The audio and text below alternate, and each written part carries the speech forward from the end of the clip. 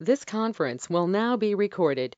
बिस्मिल्लाहिर्रहमानिर्रहीम। अस्सलाम वालेकुम डियर स्टूडेंट्स, उम्मीद है आप लोग खैरियत से हैं। हमारा आज का टॉपिक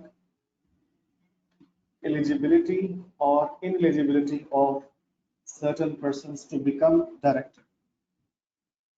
मतलब ये कि एक डायरेक्टर बनने के लिए क्या अहलियत है, कोई एलिजिबिलिटी कानून ने मुकर्रर की है? तो उसका जवाब है कि कंपनीज एक्ट में तो कोई एलिजिबिलिटी क्राइटेरिया नहीं दिया, बल्कि कंपनीज एक्ट में ये कहा है कि आर्टिकल्स ऑफ एसोसिएशन में अगर कंपनी कोई क्राइटेरिया मुकर्रर करना चाहे, कोई शराइत फिक्स करना चाहे, कोई कंडीशन तय करना चाहे, लगाना चाहे डायरेक्टर बनने के लिए, तो आर्टिकल्स ऑफ एसोसिएशन में ये तमाम चीजें लिखी जा सकती हैं। ठीक है, यानी कंपनी लॉ में, कंपनीज एक्ट में कोई एलिजिबिलिटी क्राइटेरिया नहीं है।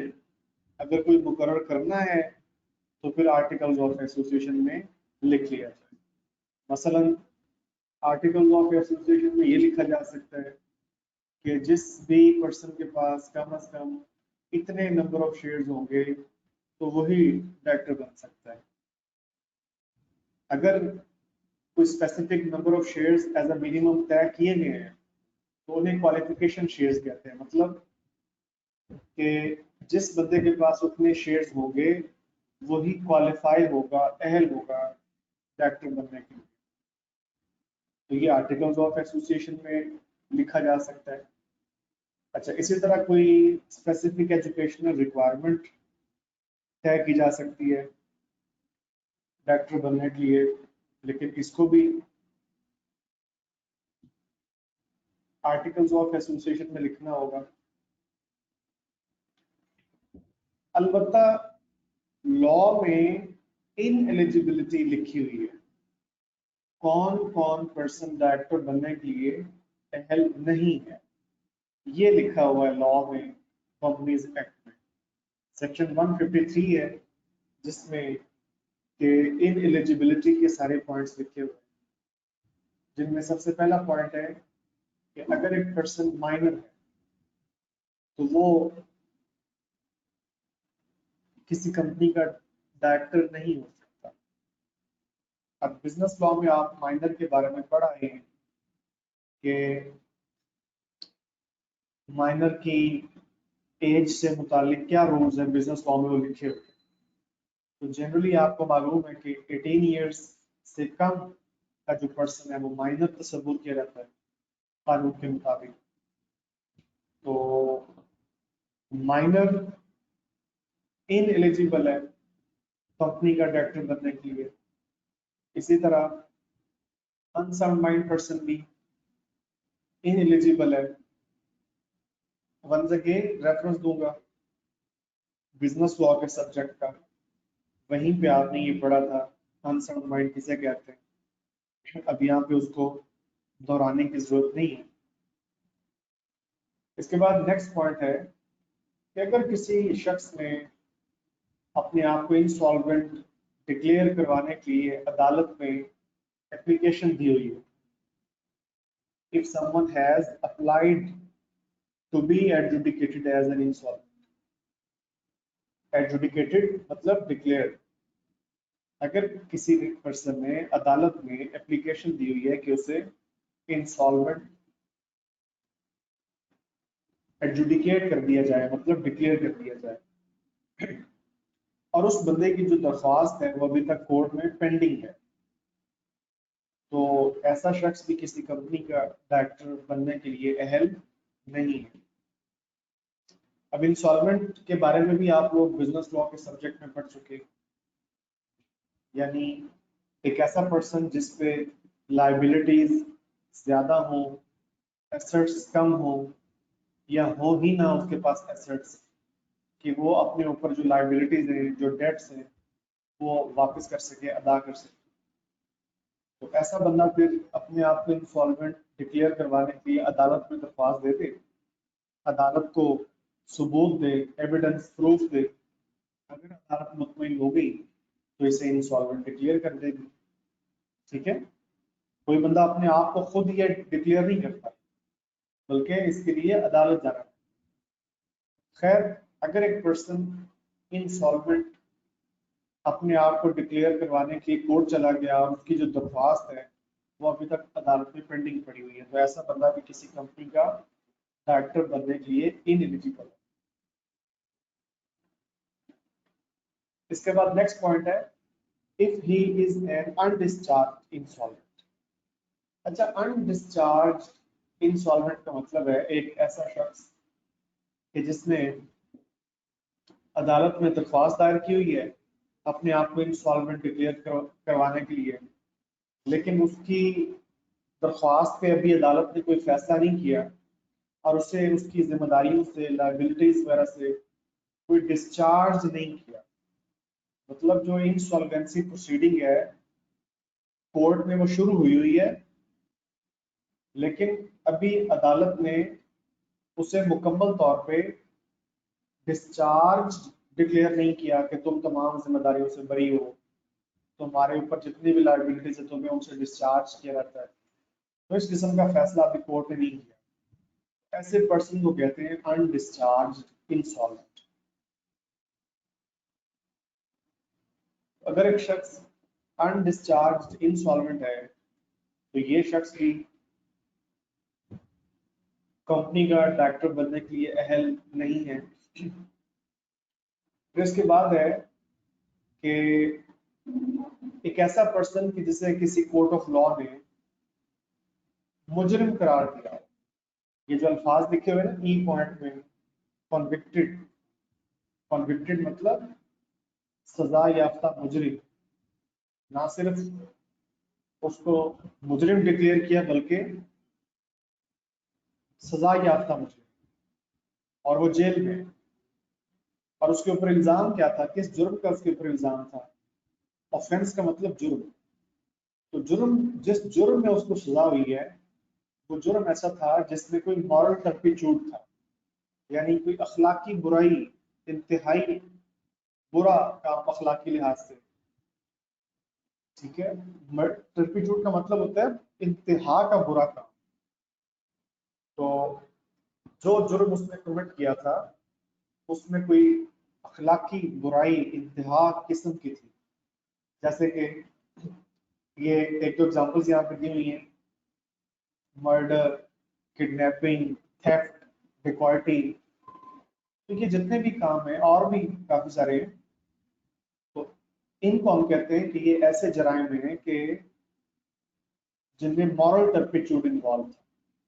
ठीक है, और आप सब जानते हैं कि ये किसी भी तरह कम्युनिटी को काबिल कबूल नहीं होते ये जो काम है। ठीक है, और ये गुड मॉरल्स और ऑनेस्टी के स्टैंडर्ड्स के अगेंस्ट होते हैं। ये मर्डर, डिकॉयटी, थेफ्ट, रॉबरी और इस जैसे जितने भी काम है, जो जितने भी जराइम है इस जैसे। तो अगर किसी पर्सन को इनमें से किसी जुर्म में किसी कोर्ट ऑफ लॉ से सजा हुई हो और वो जेल में हो, तो ऐसा बंदा भी कंपनी का डायरेक्टर अपॉइंट नहीं हो सकता। फिर नेक्स्ट पॉइंट है कि if he has been debarred from holding such office under the Companies Act. इसी कंपनीज एक्ट के तहत अगर एक शख्स को डायरेक्टर का ओहदा होल्ड करने से मना कर दिया गया, डिबार मतलब रोक दिया गया, ऐसा बंदा भी कंपनी का डायरेक्टर बनने के लिए अहल नहीं रहता। अब इस पॉइंट के ऊपर ना आगे जाके इसी चैप्टर में आप वजाहत अलॉन्ग विद एग्जांपल पढ़ेंगे कैसी कौन सी सूरत हो सकती है कि जिसमें एक बंदे को डी बार कर दिया गया और रोक दिया गया हो कि भाई आप डायरेक्टर का ओहदा होल्ड नहीं कर सकते।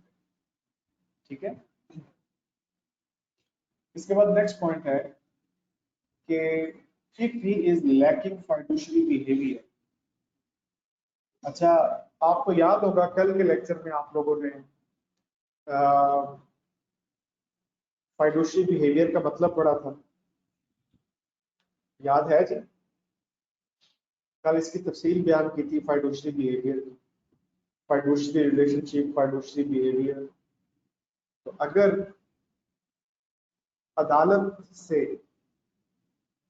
डॉक्टर साहब के ऊपर ये टैग लग गया कि ये लैकिंग फाइडुशियरी बिहेवियर है, ठीक है, तो वो पहले डॉक्टर था भी तो उसी वक्त सीज हो जाएगा, डॉक्टर का ओहदा अब वो होल्ड नहीं कर सकेगा, ठीक है।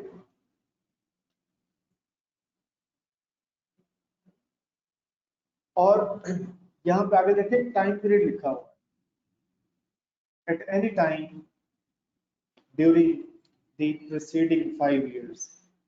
मतलब ये कि जो अदालत ने उसे लैकिंग फाइडुशियरी बिहेवियर डिक्लेयर किया है, तो ये पिछले 5 सालों में से किसी भी साल के दौरान ये डिक्लेरेशन आया हो कोर्ट की तरफ से, कोर्ट ने उसके ऊपर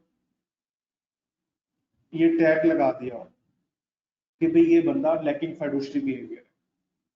लेकिन अगर 5 साल का अरसा गुजर जाए, after lapse of 5 years period, वो वंस अगेन एलिजिबल हो जाता है। जैसे कि इस एग्जांपल 4 को देखते हैं। पिछले साल अदालत ने मिस्टर समी को डिक्लेयर किया कि ये बंदा जो है ये लैकिंग फाइडुशियरी बिहेवियर है। उसकी वजह क्या थी?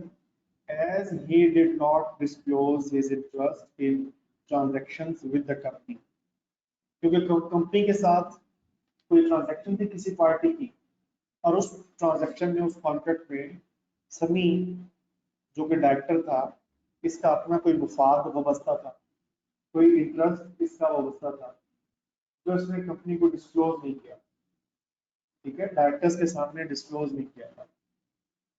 और कल भी मैंने कहा था कि इसके ऊपर जाके पूरा टॉपिक आपने आगे पढ़ना है। आज फिर बोल रहा हूँ कि ये डिस्क्लोजर ऑफ इंटरेस्ट के ऊपर एक पूरा टॉपिक हमने पढ़ना जाके आगे एक चैप्टर के अंदर। तो जनाब, जब लैकिंग फाइडुशियरी बिहेवियर का टैग लग गया, धब्बा लग गया, ठीक है, और वो भी अदालत से, अब ये बंदा अगर डॉक्टर था भी तो अब नहीं बन सकेगा, यानी इमीडिएटली से ओहदा छोड़ना पड़ेगा, ठीक है। तो अब ये डॉक्टर के तौर पे अपॉइंट नहीं हो सकता। अलबत्ता he may be appointed as director once 5 years have elapsed after the court order। अगर अदालती हुक्म जिसके तहत इसको फाइडुशियरी बिहेवियर की लैकिंग का इल्जाम का टैग दिया गया था, अगर ये 5 साल का अरसा गुजर जाए, कोर्ट ऑर्डर के बाद 5 साल का अरसा गुजर जाए, तो वंस अगेन बतौर डायरेक्टर इसकी अपॉइंटमेंट हो सकती। जी बताइए, पॉइंट समझ आ गए ये सारे? जी जरा बता दें।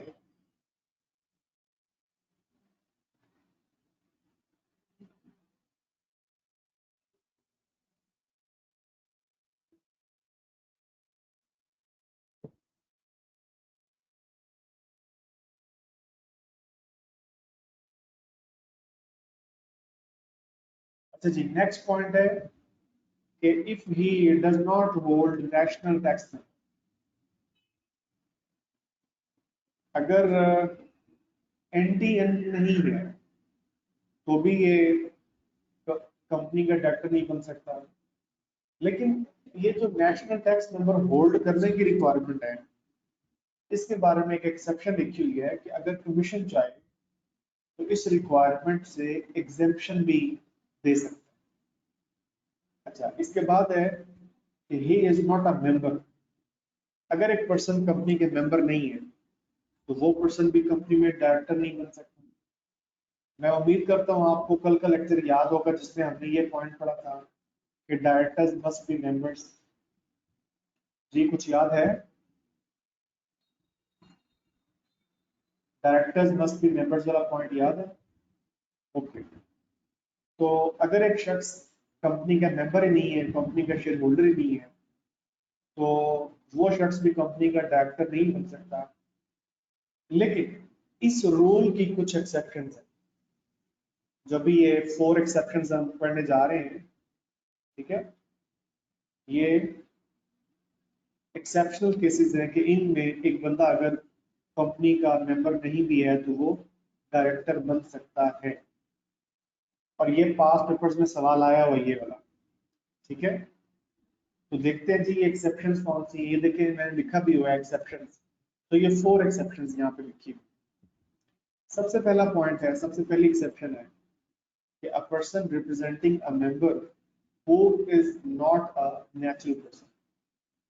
इस कॉन्सेप्ट को समझाने के लिए ये देखें आगे मैंने एग्जांपल लिखी हुई है। कंपनी ए के पास शेयर होल्डिंग है कंपनी बी की। कंपनी ए के पास शेयर्स हैं कंपनी बी के। इसका मतलब है कंपनी ए जो है ये शेयर होल्डर हुई। कंपनी बी के शेयर होल्डर्स में से एक शेयर होल्डर कंपनी ए भी है। लेकिन कंपनी ए नेचुरल पर्सन नहीं है बल्कि आर्टिफिशियल पर्सन। ये लिखा हुआ है ना, any person representing a member who is not a natural person. तो कंपनी ए नेचुरल पर्सन नहीं है, कंपनी ए आर्टिफिशियल पर्सन है। अब अगर कंपनी ए के पास इतने शेयर्स हैं कंपनी बी के कि कंपनी ए को इख्तियार दिया गया कि आप अपना कोई नुमाइंदा बतौर डायरेक्टर नॉमिनेट करके कंपनी बी के बोर्ड में भेज सकते हैं। अच्छा, कंपनी ए ने बिल्कुल ऐसा किया, इस इख्तियार का फायदा उठाया और मिस्टर अली को एज अ डायरेक्टर नॉमिनेट करके भेज दिया, अपॉइंट कर दिया कंपनी बी के बोर्ड ऑफ डायरेक्टर्स।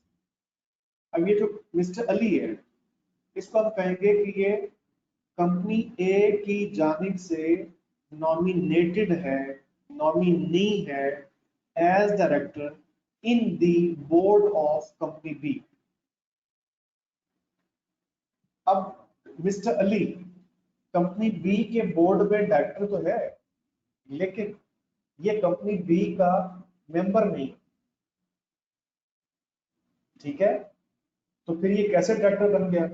क्योंकि इस पहली एक्सेप्शन में ये कहा जा रहा है कि अगर कोई ऐसा पर्सन हो कि जो किसी को रिप्रेजेंट कर रहा हो,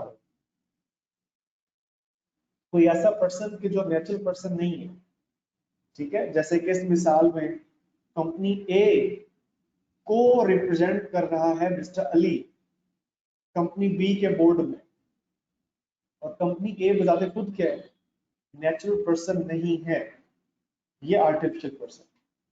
तो इस केस के अंदर मिस्टर अली जो कि नॉमिनी डायरेक्टर है कंपनी बी के बोर्ड में, तो ये कंपनी बी का मेंबर ना होने के बावजूद ये डायरेक्टर बन सकता और हो सकता।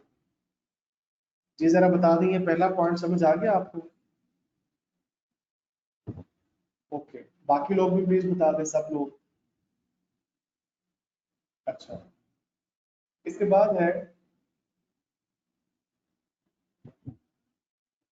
Whole time director who is an employ of the company. Sometimes ऐसा होता है कि एक कंपनी में एक सीनियर एम्प्लॉय को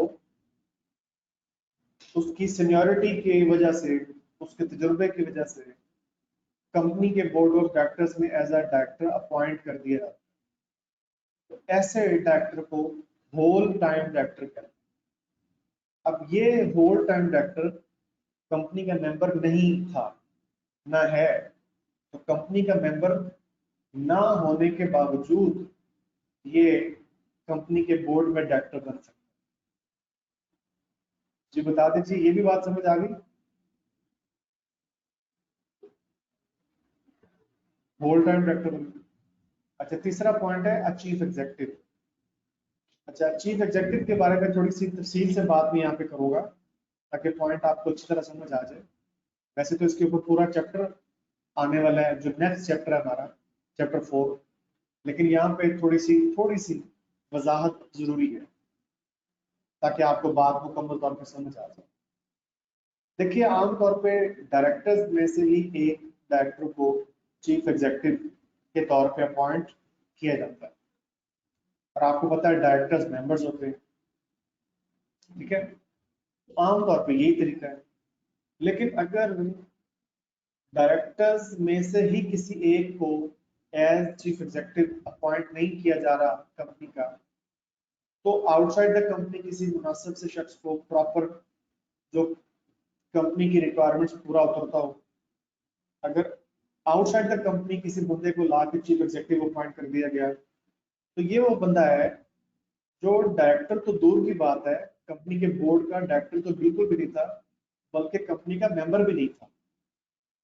तो ऐसा चीफ एग्जीक्यूटिव कि जो इस अंदाज में अपॉइंट किया गया हो, जो अभी मैंने बताया आपको, तो ये चूंकि मेंबर भी नहीं है, इसलिए ये चीफ एग्जीक्यूटिव यहाँ पे ना सिर्फ अपॉइंट करा सकता है, बल्कि चीफ एग्जीक्यूटिव की अपॉइंटमेंट के बाद कानून ये कहता है कि अब ये डायरेक्टर कंसिडर किया जाए।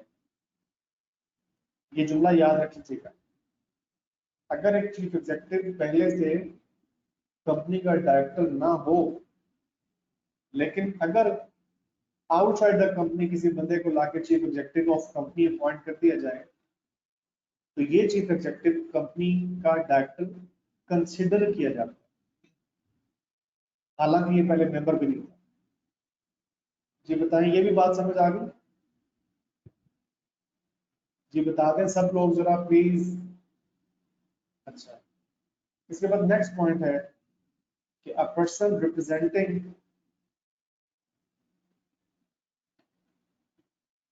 अच्छा जी ये सवाल है कि इसको जरा रिपीट कर दूं।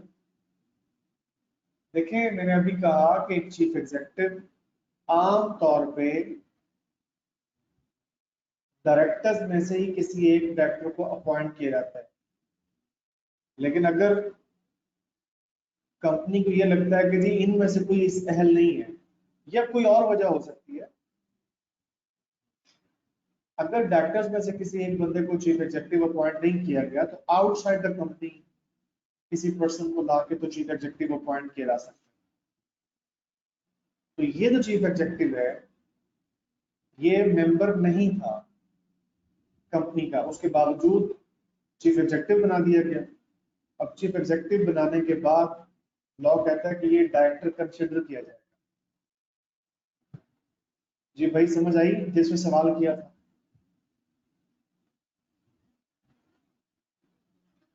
इसके बाद नेक्स्ट पॉइंट है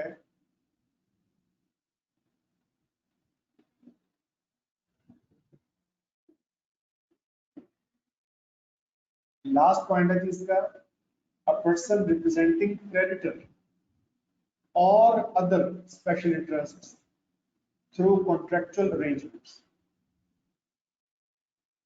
एक कंपनी अगर अपने क्रेडिटर के साथ कोई कॉन्ट्रेक्चुअल अरेंजमेंट करती है, आसान सा लफ्ज है कॉन्ट्रैक्ट करती है। अगर एक कंपनी अपने क्रेडिटर के साथ एक कॉन्ट्रैक्ट करती है और कंपनी और क्रेडिटर के बीच में ये तय पाता है कि क्रेडिटर अपना कोई नुमाइंदा, अपना कोई नॉमिनेटेड पर्सन बतौर डायरेक्टर कंपनी के बोर्ड में अपॉइंट कर सकता है, तो अगर कंपनी ने क्रेडिटर को ये इख्तियार दिया कि वो किसी पर्सन को डायरेक्टर नॉमिनेट करके कंपनी के बोर्ड में अपॉइंट कर सकता है, और अगर उस क्रेडिटर ने इस इख्तियार का फायदा उठाया और किसी पर्सन को एज अ डायरेक्टर नॉमिनेट करके कंपनी के बोर्ड में अपॉइंट कर दिया, तो ये जो नॉमिनी है,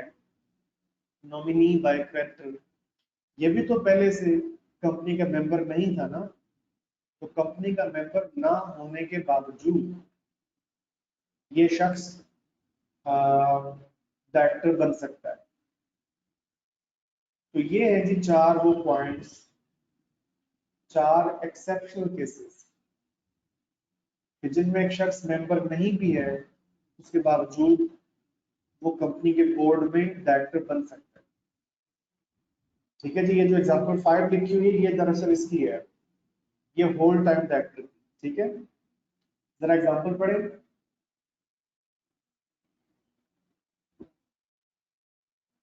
ये जो सेकंड पॉइंट मैंने एक्सप्लेन किया था ना, ये वाला होल टाइम डायरेक्टर वाला, उसके ऊपर ये एग्जांपल है, जरा पढ़ ले भाई।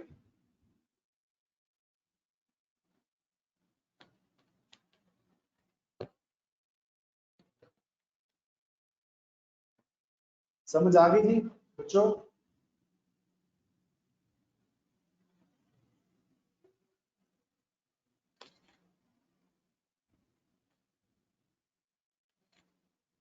ओके जी, सब लोगों को समझ आ गई? अच्छा, इसके बाद है फर्दर कुछ इन एलिजिबिलिटीज सिर्फ लिस्टेड कंपनीज के लिए। तो लिस्टेड कंपनी में एक बंदा डॉक्टर नहीं अपॉइंट हो सकता।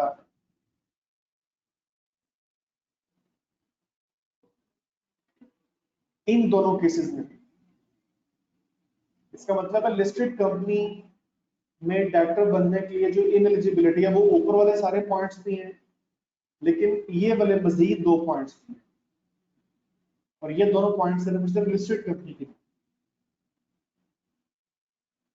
भाई ये नुकता समझ आया? लिस्टेड कंपनी में इन एलिजिबिलिटी ऑफ डायरेक्टर में वो सारी बातें भी आती हैं जो पहले पढ़ चुके हैं आप, लेकिन मजीद ये 2 पॉइंट्स भी हैं। नंबर 1, अगर एक शख्स को किसी अदालत ने डिफॉल्टर डिक्लेयर कर रखा हो, किस चीज का defaulter? In the repayment of loan, क्योंकि उसने किसी फाइनेंशियल इंस्टीट्यूशन का कर्जा वापस नहीं किया। So please remember the words कि अगर अदालत से डिक्लेयर्ड हो, अदालत से एक बंदे को डिक्लेयर किया गया है कि ये बंदा डिफॉल्टर है, और किसका डिफॉल्टर है? In the repayment of a loan to a financial institution. ठीक है, यानी अगर किसी शख्स, आम शख्स का कर्जा वापस नहीं किया था उसने, तो ये इन एलिजिबिलिटी नहीं है।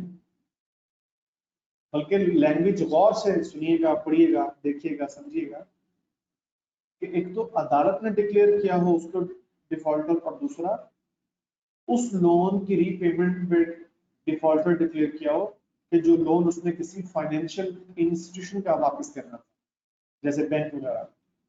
ठीक है, तो ये बंदा भी किसी लिस्टेड कंपनी में डायरेक्टर अपॉइंट नहीं हो सकता। और इसी के साथ ही अगर एक शख्स बिजनेस ऑफ ब्रोकरेज में इन्वॉल्व है, ठीक है, या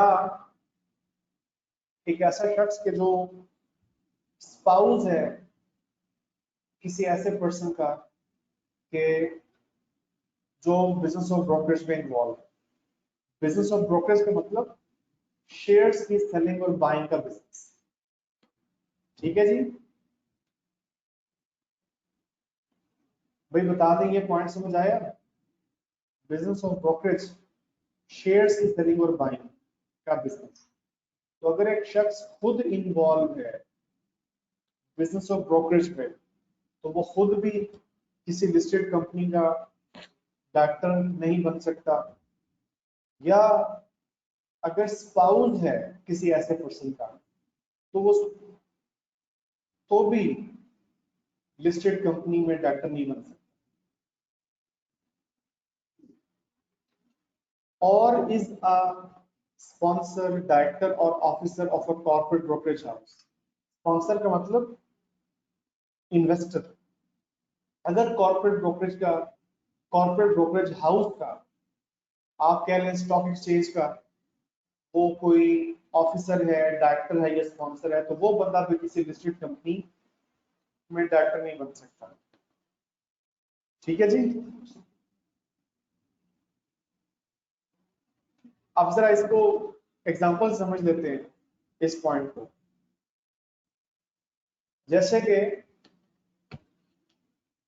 मिस्टर असद है, मिस्टर असद वो खुद बिजनेस ऑफ ब्रोकरेज में इंगेज है खुद, तो इसका मतलब है मिस्टर असद किसी लिस्टेड कंपनी में डायरेक्टर अपॉइंट नहीं हो सकता। अच्छा, या फिर अगर इसकी स्पाउस, इसकी बीवी किसी ये बिजनेस ऑफ ब्रोकरेज में इन्वॉल्व थी, शेयर्स की सेलिंग और बाइंग के कारोबार में वो इन्वॉल्व थी, तो इस सूरत के अंदर भी ये पर्सन, ये शख्स किसी लिस्टेड कंपनी में डायरेक्टर नहीं बन सकता। ठीक है जी, जी बता दें, क्लियर हो गया?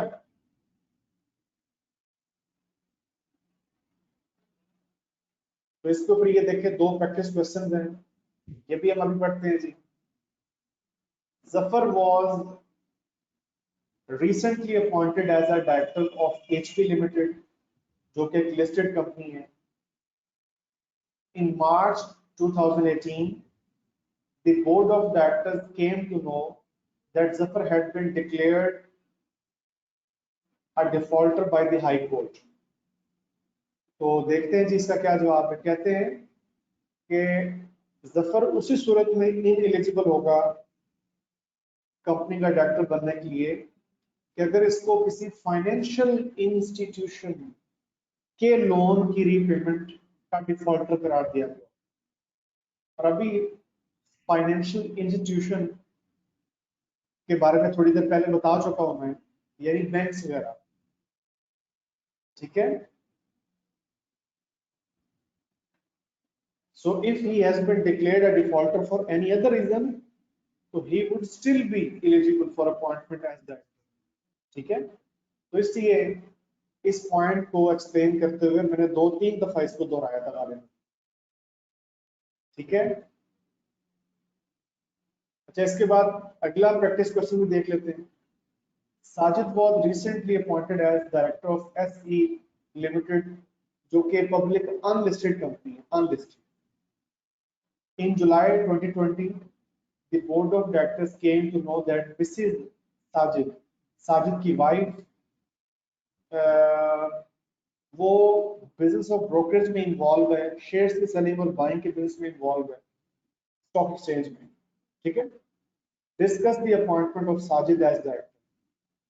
तो जैसे कि आपको पता है कि जो पॉइंट हमने पढ़े थे इसमें मैंने स्पेसिफिकली कहा था कि ये लिस्टेड कंपनीज के लिए, जबकि इस प्रैक्टिस क्वेश्चन में देखे लिखा हुआ है SA limited public unlisted company. तो आप जरा बताएं, क्या मिस्टर साजिद इनएलिजिबल हो जाएगा, ना अहल होगा? नहीं होगा। उसकी रीजन है कि ये पब्लिक अनलिस्टेड कंपनी का केस है। ठीक है, so Sajid is not ineligible. क्या मतलब नॉट इनएलिजिबल? मतलब साजिद इज स्टिल एलिजिबल, क्योंकि his wife is engaged in business of brokerage as A limited is unlisted company. जबकि जो इनएलिजिबिलिटी आपने पढ़ी है वो पढ़ी है लिस्टेड कंपनीज के लिए। जी समझ गए जी? आगे चले जी, इनएलिजिबिलिटी ऑफ बैंकक्रफ्ट। बैंकक्रफ्ट भी सिंपल इंसॉल्वेंट।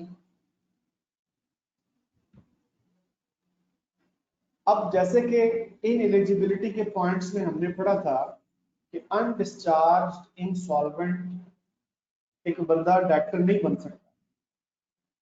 ठीक है, लेकिन अगर एक अनडिस्चार्ज्ड इंसॉल्वेंट शख्स है लेकिन उसके बावजूद वो एज ए चीफ एग्जीक्यूटिव या कंपनी में एज अ डायरेक्टर काम कर रहे हैं, so he shall be liable to imprisonment for a term not exceeding 2 years।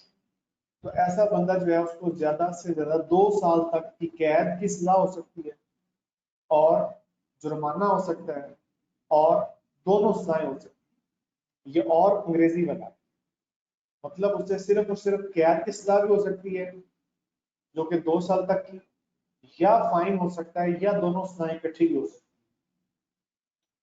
इसके बाद टर्म ऑफ डायरेक्टर्स। डायरेक्टर्स के ओहदे की मुद्दत कितनी है? तो जनाब जहां तक ताल्लुक है कंपनी के फर्स्ट डायरेक्टर्स के नेम्स और तादाद कितनी होगी? फर्स्ट डायरेक्टर्स के नेम्स और तादाद, तो इनका डिसीजन लेना है सब्सक्राइबर्स टू मेमोरेंडम में। सब्सक्राइबर्स टू मेमोरेंडम जो है, यानी जो सिग्नेटरीज टू मेमोरेंडम, जो इनिशियल मेंबर्स होते हैं कंपनी, तो सब्सक्राइबर्स टू मेमोरेंडम ने डिसाइड करना होता है कि फर्स्ट डायरेक्टर कौन होंगे और कितने होंगे, और इन फर्स्ट डायरेक्टर्स के जो स्पेसिफाइड पर्टिकुलर्स हैं, मतलब उनके नाम, एड्रेस और उनके बारे में कुछ और पर्टिकुलर्स, वो सबमिट करवाने होते हैं रजिस्ट्रार को, along with the documents of registration, along with the documents of incorporation, ठीक है। अच्छा, अब एडिशनल डायरेक्टर्स मतलब नंबर ऑफ फर्स्ट डायरेक्टर्स जो भी तय किए गए, तादाद जो है फर्स्ट डायरेक्टर्स की तादाद जो भी तय की गई थी, मुकर्रर की गई थी, उसको बढ़ाया भी जा सकता है, ठीक है, एडिशनल डायरेक्टर्स अपॉइंट करके। लेकिन ये काम कहाँ पे किया जाएगा? General meeting. जी बता दें, बात समझ आ गई है जी? अच्छा, इसके बाद है रिटायरमेंट ऑफ फर्स्ट डायरेक्टर्स। ये जो फर्स्ट डायरेक्टर्स अपॉइंट किए गए थे, ये अपना ऑफिस होल्ड करेंगे, ऑफिस मतलब ओहदा, मनसब, पोजीशन। जो फर्स्ट डायरेक्टर्स हैं ये अपना ऑफिस होल्ड करेंगे until the election of directors in the first AGM। Company की जो पहली एनुअल जनरल मीटिंग है, इस पहली एनुअल जनरल मीटिंग में चूंकि डायरेक्टर्स का इलेक्शन होना होता है आइंदा के लिए जो लोग डायरेक्टर होंगे, तो चूंकि फर्स्ट एजीएम में डायरेक्टर से इलेक्शन होना होता है, लिहाजा जब तक इलेक्शन हो नहीं जाता फर्स्ट डायरेक्टर्स काम करते रहेंगे, ठीक है। अच्छा, आगे term of office of subsequent directors. Office मतलब मनसब, पोजीशन, ओहदा। टर्म का मतलब मुद्दत, टाइम पीरियड। अब जो सब्सिक्वेंट डायरेक्टर्स जो इस फर्स्ट एजीएम में इलेक्ट होने जा रहे हैं, यानी फर्स्ट एजीएम में जिन डायरेक्टर्स का इलेक्शन होने जा रहा है, जिसके बारे में इंशाल्लाह कल पढ़ेंगे हम अपने आइंदा लेक्चर के अंदर, तो जो डायरेक्टर्स अब इलेक्ट होंगे एजीएम में, इनके ओहदे की मुद्दत कितनी है? तो इसका जवाब है जी 3 इयर्स, ठीक है। अब पहली एजीएम में इलेक्शन होगा डायरेक्टर्स का, जो डायरेक्टर्स इलेक्ट होंगे इनके ओहदे की मुद्दत 3 साल। 3 साल का पीरियड खत्म हुआ तो वहां पे जो एजीएम अब आ रही होगी उस एजीएम में फिर इंतखाब होगा, और फिर जो इलेक्टेड डायरेक्टर्स हैं वो अगले 3 साल के लिए। तो इस तरह 3-3 साल इनके ओहदे की मुद्दत होती है। तो इलेक्टेड डायरेक्टर के ओहदे की मुद्दत 3 साल है, अनलेस के वो 3 साल से पहले अपने ओहदे से रिजाइन कर दे, तो वो अलग बात है, रिजाइन भी कर सकते हैं, या अगर किसी और वजह से वो डायरेक्टर का ओहदा होल्ड ना कर पाए, ठीक है, जो कि इसी चैप्टर में आगे जाके हम केसेस पढ़ेंगे कि जिनमें एक डायरेक्टर जो है ही ceases to hold office of director. आगे जाके हम एक लेक्चर के अंदर ये बात पढ़ेंगे कि वो कौन सी ऐसी सिचुएशंस हो सकती है कि जिनमें डायरेक्टर अपने ओहदे पे बरकरार नहीं रह सकता। बहरहाल हम ये पढ़े थे कि इलेक्टेड डायरेक्टर जो है वो कब तक अपना ऑफिस होल्ड करता है, तो इसका जवाब है 3 साल, ठीक है। अनलेस के वो 3 साल के पीरियड से पहले रिजाइन कर दे तो वो अलग बात है, या किसी और वजह से डायरेक्टर के ओहदे पे वो ना रहे। अलबत्ता जो company limited by guarantee and having not having share capital है, इसके डायरेक्टर्स की जो मुद्दत है वो 3 साल से कम भी रखी जा सकती है, लेकिन कितनी वो फिर इस किस्म की कंपनी के आर्टिकल्स ऑफ एसोसिएशन में जो भी लिख दिया जाएगा, ठीक है जी। इसके बाद लास्ट पॉइंट है कि जो रिटायरिंग डायरेक्टर है ये अपने फंक्शंस परफॉर्म करते रहते हैं अनटिल के इनके सक्सेसर्स जो है वो इलेक्ट हो जाए, ठीक है जी।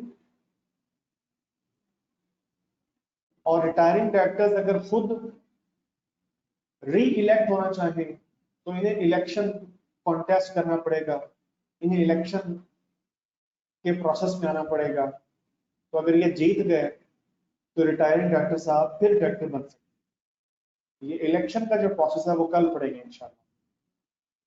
तो यहाँ पे हमारा आज का टॉपिक खत्म हुआ जी। इंशाल्लाह कल